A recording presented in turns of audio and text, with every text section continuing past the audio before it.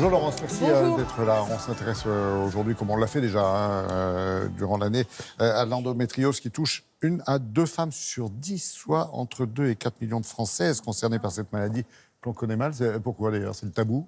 C'est le tabou, c'est un petit peu sexiste de croire que la femme qui dit qu'elle a des douleurs parce qu'elle a des règles, c'est normal.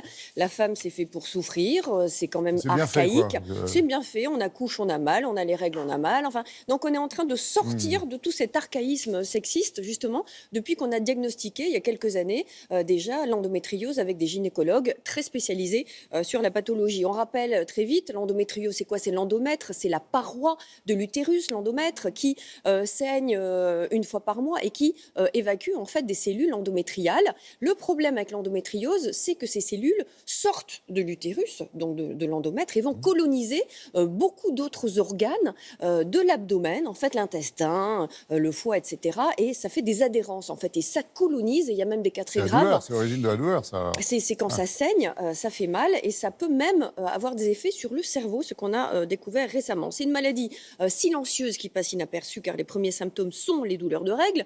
Une jeune fille qui vient d'avoir ses règles à 13, 14 ans se plaint, on lui dit quelle est l'échelle de la douleur chez le gynécologue. Si elle passe 6, 7 d'échelle, on peut être sûr, à coup sûr, qu'elle a de l'endométriose. Il faut une IRM pelvienne, il faut une échographie très spécialisée pour diagnostiquer. Ça se soigne, on prend la pilule, les saignements s'arrêtent et on arrête le processus en fait de douleur. Alors, il faut se battre pour la recherche. L'association Endomind, la voilà, organise une course, l'Endorun, jusqu'au 22 novembre, une e-run, comme on dit, course digitalisée. Vous allez sur Internet, vous achetez votre dossard, 5 €. Ces 5 € vont à la recherche et vous pouvez faire votre course comme ça et participer pour lever des fonds. La marraine, elle est célèbre et très convaincue que vous allez voir, elle ne mâche pas ses mots. Roule.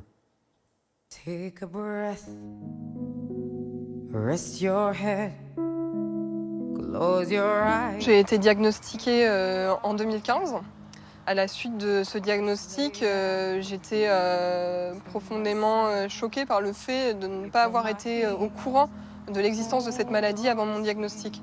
Et j'ai vraiment souhaité, moi, me mobiliser au sein de l'association Endomind pour éviter aux femmes et aux générations futures de subir le parcours chaotique de soins que moi-même j'ai eu à suivre pendant toutes ces années d'errance médicale. C'est-à-dire des douleurs inexpliquées? Des douleurs inexpliquées, un déficit d'écoute de la part d'une partie du corps médical.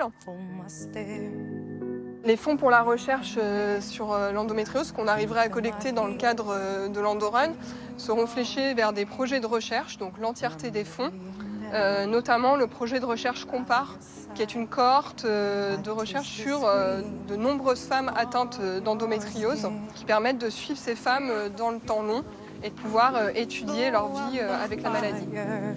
Don't be so shy.